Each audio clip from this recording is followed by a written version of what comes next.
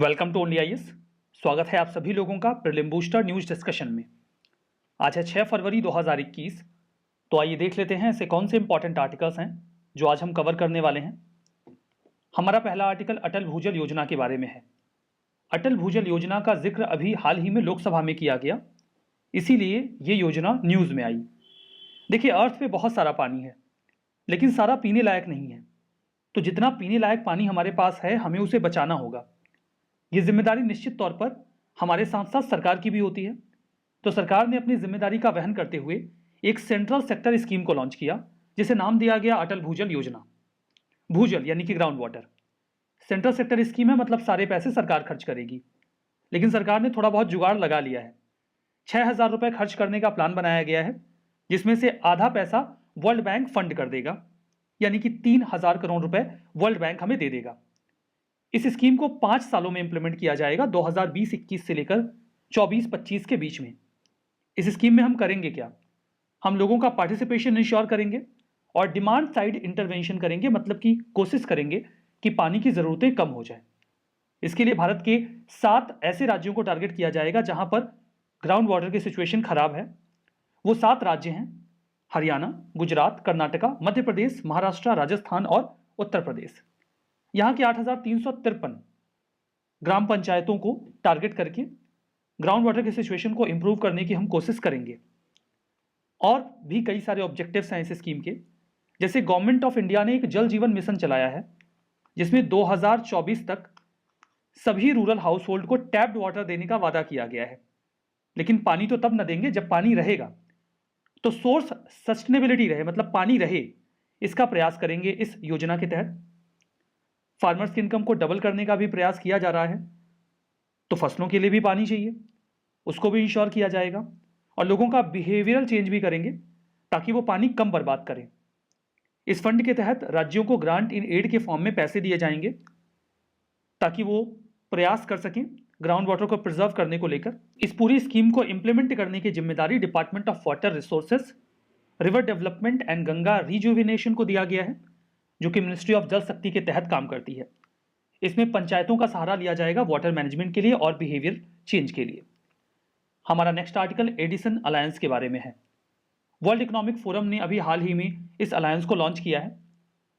इस अलायंस का full form है एडिसन का essential digital infrastructure and services network alliance.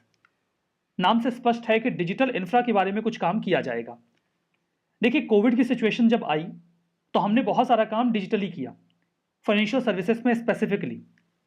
लेकिन जब डिजिटल इकोनॉमी का काम आगे बढ़ा, डिजिटल इकोनॉमी का मतलब हम अपने ट्रांजैक्शंस डिजिटली करते हैं और डिजिटल इंफ्रा का इस्तेमाल किया जाता है चीज़ों को मैनेज करने के लिए फाइनेंशियल सेक्टर में।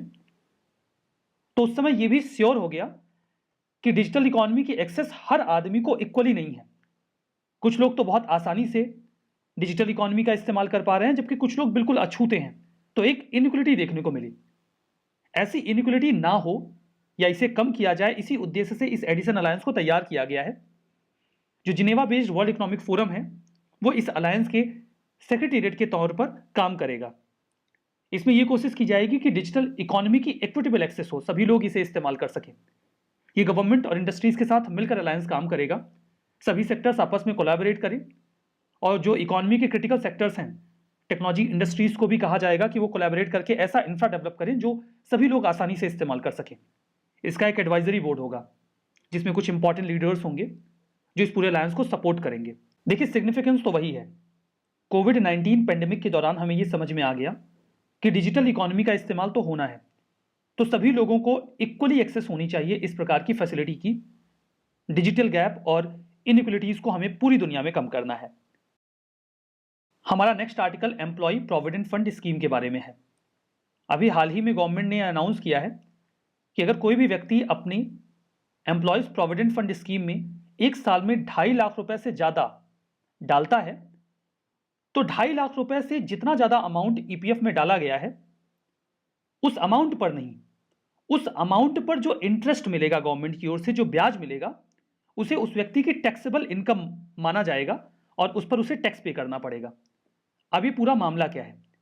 देखिए, एम्प्लॉयज प्रोविडेंट फंड स्कीम एक सोशल सिक्योरिटी स्कीम है जिसे employees provident fund and miscellaneous provisions act 1952 के तहत इंस्टीट्यूट किया गया है। इसका उद्देश्य यह है कि आप जो कुछ भी पैसा कमाते हैं उसमें से कुछ सेव करें। इस स्कीम को मैनेज किया जाता है employees provident fund organisation EPFO के द्वारा। इसमें कहा यह गया है कि कोई भी ऐसा व्यक्ति, कोई भी ऐसी फर्म जहां पर 20 से ज्यादा लोग काम करते हैं, तो वहां पे काम करने वाला कोई भी ऐसा व्यक्ति जिसकी सैलरी 15,000 से कम है, उसे कुछ पैसे सेव करने होंगे। सेविंग करने के लिए उसे अपना कुछ हिस्सा सैलरी का एक फंड में डालना होगा। उस फंड को ही ईपीएफ कहते हैं। और ये कितना अमाउंट है? यह है सैलरी का 12%। आप 12% डालेंगे इस ईपीएफ में अपना अमाउंट, और वही 12% आपका एम्प्लॉयर भी देगा आपके लिए, जिसमें से कुछ अमाउंट आपके इस ईपीएफ में ऐड होगा और कुछ पेंशन स्कीम में चला जाएगा।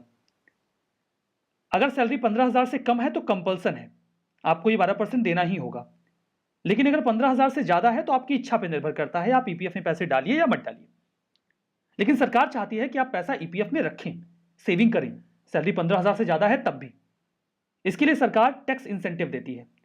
जो पैसा आप ईपीएफ में रखते हैं उस पर आपको 8% का या 9% का ब्याज मिलता है, जो कि सिक्योर्ड है। जो अमाउंट आपने ईपीएफ में रखा है, ना तो उस पर कोई टैक्स लगता है, ना इस ब्याज पर कोई टैक्स लगता है, और ना ही जब आप टोटल अमाउंट निकालते हैं तो उस पर कोई टैक्स लगता है। मतलब पूरी तरीके से टैक्स फ्री इन्वेस्टमेंट होता है ये। लेकिन कुछ लोग बहुत ज्यादा पैसा इसमें इन्वेस्ट कर देते हैं एक सिक्योर इन्वेस्टमेंट के तौर पर। सपोज करिए कि आपकी सैलरी 10 लाख पर मंथ है। मजा तो आ रहा होगा, सैलरी 10 लाख पर मंथ, और आप इसमें 12% पैसा ईपीएफ में डाल रहे हैं और इस अमाउंट पर कोई टैक्स नहीं लगेगा। आपको तो बहुत मजा आएगा, लेकिन गवर्नमेंट को अब मजा नहीं आ रहा है, क्योंकि सरकार को लग रहा है ये स्कीम तो हमने गरीबों के लिए लॉन्च की थी, लेकिन यहां पर तो फायदा कोई और ही उठा रहा है। तो सरकार ने ये कैप लगा दिया। सरकार ने कहा कि 2.5 लाख तक तो ठीक है, लेकिन 2.5 लाख से ज्यादा अगर किसी एम्प्लॉय ने अपना पैसा सबमिट किया है पीएफ में, तो जो एडिशनल अमाउंट है उस पर जो उन्हें इंटरेस्ट मिलेगा 8% वाला, सपोज करते हैं 8%, तो उस पर टैक्स देना पड़ेगा। यही अभी किया गया है। लेकिन अभी आप इस टैक्स के लिए चिंता मत करिए। इस टैक्स को पे करने के लिए आपको बहुत सारे पैसे कमाने पड़ेंगे। बात कर लेते हैं एम्प्लॉयज प्रोविडेंट फंड ऑर्गेनाइजेशन के बारे में। ये प्रोविडेंट फंड को मैनेज करता है, पेंशन अकाउंट को मैनेज करता है। इसका काम है कि employees provident fund and miscellaneous provisions act 1952 को इंप्लीमेंट करे। Ministry of labour and employment के तहत एडमिनिस्टर किया जाता है इसे। ये दुनिया की सबसे बड़ी सोशल सिक्योरिटी ऑर्गेनाइजेशन है जो इतने बड़े क्लाइंट बेस को और वॉल्यूम ऑफ अमाउंट को मैनेज करता है। हमारा नेक्स्ट आर्टिकल वेम्बनाड लेक के बारे में है। मन की बात में हमारे ऑनरेबल प्राइम मिनिस्टर ने एक केरला के व्यक्ति का जिक्र किया जो हाफ पैरालाइज्ड हैं, जिनका नाम है राजप्पन। वो हर दिन वेम्बनाड लेक को साफ करते हैं, तो उनके कॉन्ट्रीब्यूशन को याद किया गया। बात करते हैं वेम्बनाड लेक के बारे में। इसे वेम्बनाड कयाल, वेम्बनाड कोल, पुन्नामड़ा लेक, कोची लेक, कई सारे नामों से जाना जाता है। दुनिया की सबसे लंबी और केरला की सबसे बड़ी लेक है।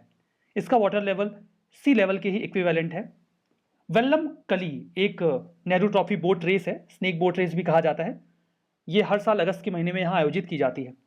2002 में इसे रामसार साइट डिक्लेयर कर दिया गया था, रामसार कन्वेंशन के तहत। ये भारत की सेकंड लार्जेस्ट रामसार साइट है, सबसे बड़ी सुंदरबन है वेस्ट बंगाल की। कुमारकोम बर्ड सेंचुरी इस लेक के ईस्ट कोस्ट पर सिचुएटेड है। हमारा next article international criminal court के बारे में है। इंटरनेशनल क्रिमिनल कोर्ट ने अभी हाल ही में युगांडा के एक rebel group Lord's resistance army के फॉर्मर कमांडर को दर्जनों war crimes against humanity, multiple murders और फोर्स्ड मैरिजेस के आरोपों में गिल्टी पाया। इसका नाम डोमिनिक ऑंगवेन है। सरप्राइजिंगली इस व्यक्ति को बचपन में इसी रेबल ग्रुप ने अगवा किया था। बाद में इसी का कमांडर बनके इसने वो सारी एट्रोसिटीज करी जो पॉसिबली इसने बचपन में फेस की होंगी। बात करते हैं आईसीसी के बारे में। ये एक इंटरगवर्नमेंटल इंटरनेशनल ट्रिब्यूनल है जो 4 एरेनाज में पनिश करता है किसी भी इंडिविजुअल को। जीनोसाइड नरसंहार, war crimes against humanity, crimes of aggression. इसे रोम स्टैट्यूट के तहत 2002 में स्टैब्लिश किया गया था। इसका हेडक्वार्टर हेग नीदरलैंड्स में है। ये दुनिया का पहला permanent treaty based international court है जो किसी एक व्यक्ति को उसके अपराधों के लिए सजा देता है। फंडिंग इन्हें स्टेट पार्टीज के द्वारा मिलती है और कुछ वॉलंटरी कंट्रीब्यूशन भी मिल जाता है इंडिविजुअल्स के द्वारा, कॉर्पोरेशंस के द्वारा। 18 जज होते हैं, 9 साल के लिए चुने जाते हैं। 122 मेंबर्स हैं इस आईसीसी में, लेकिन इंडिया नहीं है। Israel, United states, Russia, China और इंडिया इसके मेंबर नहीं है। आई रिपीट अगेन, इंडिया इसका मेंबर नहीं है। कंफ्यूजन होती है आईसीजे और आईसीसी में, इंटरनेशनल कोर्ट ऑफ जस्टिस और इंटरनेशनल क्रिमिनल कोर्ट, क्योंकि दोनों का ही हेडक्वार्टर हेग नीदरलैंड्स में है। लेकिन अंतर है, आईसीजे 1946 में स्टैब्लिश किया गया था और यूएन का ऑफिशियल कोर्ट है, इसे वर्ल्ड कोर्ट भी कहा जाता है। जबकि आईसीसी इसे 2002 में बनाया गया था, ये एक इंडिपेंडेंट ट्रिब्यूनल है। हालांकि केसेस यूएन सिक्योरिटी काउंसिल से भी यहां ट्रांसफर किए जा सकते हैं। बेसिकली दो कंट्रीज के बीच में अगर विवाद हो तो ये उसे निपटाते हैं और कई बार एडवाइजरी ओपिनियन देते हैं। जबकि यहां पर किसी आईसीसी की बात कर रहे हैं, किसी इंडिविजुअल का क्रिमिनल प्रोसिक्यूशन किया जाता है। सब्जेक्ट मैटर आईसीजे में किसी देश की sovereignty, boundary, maritime dispute, trade, natural resource को लेकर डिस्प्यूट, ह्यूमन राइट, ये सारे मुद्दे यहां डील किए जाते हैं। जबकि आईसीसी में genocide, crime against humanity, war crimes, crimes of aggression, ये सब डील किया जाता है। आईसीजे को फंडिंग यूएन देता है, जबकि आईसीसी की फंडिंग पार्टीज जो होती हैं, देश जो उसके मेंबर हैं वो देते हैं, या फिर वॉलंटरी कंट्रीब्यूशन मिलता है। तो ये पूरा आर्टिकल हमने यहाँ पे कवर किया। हमारा next article national agriculture market e NAM के बारे में है। अभी तक 1.69 करोड़ फार्मर्स और 1.55 लाख ट्रेडर्स ई-नैम प्लेटफॉर्म से जुड़ चुके हैं। ये एक ऑनलाइन ट्रेडिंग प्लेटफॉर्म है जो फार्मर्स को और ट्रेडर्स को मदद करता है कि वो सीधे सीधे आपस में लिंक स्टैब्लिश कर सकें। सिंपल है, एक फार्मर एपीएमसी मंडी में जाएगा, वहां पर उसकी फसल की क्वालिटी को जांचा जाएगा, उसकी फसल की क्वालिटी और क्वांटिटी को एक ऑनलाइन प्लेटफॉर्म नैम पर मेंशन कर दिया जाएगा। उसके बाद बायर्स आएंगे और उसकी फसल की बोली लगाएंगे। जो भी अमाउंट तय किया जाएगा, जो हाईएस्ट बिडर होगा उसे वो किसान अपनी फसल बेच सकता है। अमाउंट किसान के खाते में आ जाएगा और वो जो बायर है वो आके फसल ले जाएगा। Small farmers agri business consortium को जिम्मेदारी दी गई है कि वो ई-नैम को इंप्लीमेंट करें। ये ministry of agriculture farmer welfares के तहत काम करते हैं।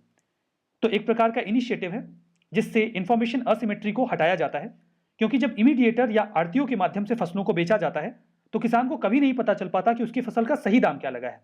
आड़तिया बोलता है कि आपकी फसल को 20 रुपए प्रति केजी के हिसाब से बेचा गया है। पॉसिबल है कि वो बायर से 22 रुपए प्रति केजी ले रहा हो, लेकिन फार्मर को इस बात की जानकारी कभी नहीं मिलती। तो ये पूरा आर्टिकल हमने ई-नैम के बारे में डिस्कस किया। हमारा next article consumer welfare fund के बारे में है। इसके बारे में भी अभी पार्लियामेंट को इन्फॉर्म किया गया, that's why it was in news. इसे 2017 के central goods and services tax act के तहत लाया गया था, और जो इसके पहले का कंज्यूमर वेलफेयर फंड रूल 1992 था, उसे भी सीजीएसटी रूल्स में सब्ज्यूम कर दिया गया। इस फंड को सेटअप किया गया है, स्थापित किया गया है डिपार्टमेंट ऑफ रेवेन्यू के द्वारा, और ऑपरेट किया जाता है डिपार्टमेंट ऑफ कंज्यूमर अफेयर्स के द्वारा, जो कि ministry of consumer affairs, food and public distribution के तहत काम करते हैं। इसका उद्देश्य बिल्कुल सिंपल है, हमें जो कंज्यूमर्स हैं उनके वेलफेयर को इंश्योर करना है। इसके लिए हमें उन्हें अवेयर करना है। उसके लिए कुछ पैसा लगेगा, कैंपेन वगैरह चलाना है। तो अगर कंज्यूमर लॉ चेयर स्टैब्लिश करने हैं, सेंटर ऑफ एक्सीलेंस बनाए जाते हैं इंस्टीट्यूशंस में, यूनिवर्सिटीज़ में, ताकि रिसर्च वगैरह इस दिशा में की जा सके, इस सब में पैसा लगता है। ये सारा पैसा इसी फंड से दिया जाएगा। लोगों को अवेयर करने के लिए जो कैंपेन चलाए जाते हैं उसका भी खर्चा इसी फंड से बियर किया जाएगा। हमारा नेक्स्ट आर्टिकल कपिला कैंपेन के बारे में है। यूनियन मिनिस्टर ऑफ एजुकेशन ने अभी हाल ही में Kalam programme for intellectual property literacy and awareness campaign के बारे में लोकसभा को बताया। ये है क्या? ये एक अवेयरनेस कैंपेन है। हमें लोगों को इंटेलेक्चुअल प्रॉपर्टी के बारे में अवेयर करना है। इंटेलेक्चुअल प्रॉपर्टी होती क्या है? एक होती है फिजिकल प्रॉपर्टी, लाइक आपका मकान, ये फिजिकल प्रॉपर्टी है जिसे आप छू सकते हैं। इंटेलेक्चुअल प्रॉपर्टी को छू नहीं सकते। आप अपने इंटेलेक्ट, अपनी बुद्धि का इस्तेमाल करके कुछ भी इनोवेशन करते हैं, वो आपकी इंटेलेक्चुअल प्रॉपर्टी है। लेकिन इसका फायदा उठाने के लिए आपको उसे रजिस्टर करना होगा। वो पेटेंट के फॉर्म में हो सकता है, ट्रेडमार्क के फॉर्म में हो सकता है, कॉपीराइट के फॉर्म में हो सकता है। इसके बारे में आपको जानकारी होगी, तभी आप अपने इस अधिकार का इस्तेमाल कर सकते हैं जिसे इंटेलेक्चुअल प्रॉपर्टी राइट कहा जाता है। इसके बारे में हम हायर एजुकेशनल इंस्टीट्यूशंस में अवेयरनेस फैलाएंगे, ताकि वो जो फैकल्टी मेंबर्स या स्टूडेंट्स कुछ इनोवेशन कर रहे हैं वो उसका फायदा उठा सके। आईपीआर के लिए क्रेडिट कोर्स भी इन इंस्टीट्यूशंस में चलाया जाएगा, ट्रेनिंग प्रोग्राम होंगे, और आईपीआर फाइलिंग सिस्टम के बारे में भी स्टूडेंट्स को, फैकल्टीज को जानकारी दी जाएगी। अभी तक 46,556 यूजर्स खुद को कपिला इनिशिएटिव के अंदर में रजिस्टर कर चुके हैं। हमारा next article national safety council के बारे में है। Ministry of labour and employment ने अभी हाल ही में एल&टी लिमिटेड के जो सीईओ एंड मैनेजिंग डायरेक्टर हैं उन्हें इसका चेयरपर्सन डिक्लेयर कर दिया है 3 साल के लिए। नेशनल सेफ्टी काउंसिल एक non profit self financing apex body है जिसका काम है इंडस्ट्रीज में और वेरियस एरिया में सिक्योरिटी को इंश्योर करना। सेफ्टी, हेल्थ एंड एनवायरमेंट पर फोकस किया जाता है एक वॉलंटरी मूवमेंट के माध्यम से। नेशनल सेफ्टी काउंसिल एक ऑटोनॉमस बॉडी है, ministry of labour and employment के तहत काम कर रही है 1965 से। सोसाइटी के तहत इसे रजिस्टर किया गया है। बॉम्बे पब्लिक ट्रस्ट एक्ट 1950 में ये पब्लिक ट्रस्ट के रूप में भी रजिस्टर्ड है। तो ये पूरा आर्टिकल हमने यहाँ पे कवर किया। कुछ स्टेटमेंट है, आपको ट्रू एंड फॉल्स बताना है। एम्प्लॉयज प्रोविडेंट फंड, मैंडेटरी है किसी भी ऐसी फर्म में जहां 20 से ज़्यादा एम्प्लॉय काम कर रहे हों, अगर किसी की सैलरी 15,000 से ज़्यादा है तो उसे ईपीएफ स्कीम में पैसे डालने होंगे। अटल भूजल योजना सेंट्रल सेक्टर स्कीम है। कम्युनिटी पार्टिसिपेशन पर और डिमांड साइड इंटरवेंशन के माध्यम से वाटर मैनेजमेंट किया जाएगा। Edison alliance public private global health partnership है ताकि पुअर कंट्रीज में इम्यूनाइजेशन इंक्रीज करने का प्रयास किया जाए। चौथा, इंटरनेशनल क्रिमिनल कोर्ट 2002 में रोम स्टैट्यूट के तहत स्टैब्लिश किया गया। इंडिया आईसीसी का मेंबर है। वेम्बनाड लेक इंडिया की सबसे लंबी और केरला की सबसे बड़ी लेक है। वेल्लम काली जो स्नेक बोट रेस है वो हर साल यहीं होती है। तो बताइए कौन सा स्टेटमेंट ट्रू है, कौन सा फॉल्स है। इसका जो जवाब है वो आपको कमेंट बॉक्स में पिंड मिलेगा और बाकी इसकी पीडीएफ में भी उसे नेक्स्ट पेज पर मेंशन किया जाएगा। इसकी पीडीएफ आपको ओनली इसके टेलीग्राम चैनल पे अवेलेबल मिलेगी। इस सेशन में हम यहीं पे रुकेंगे। Thank you very much.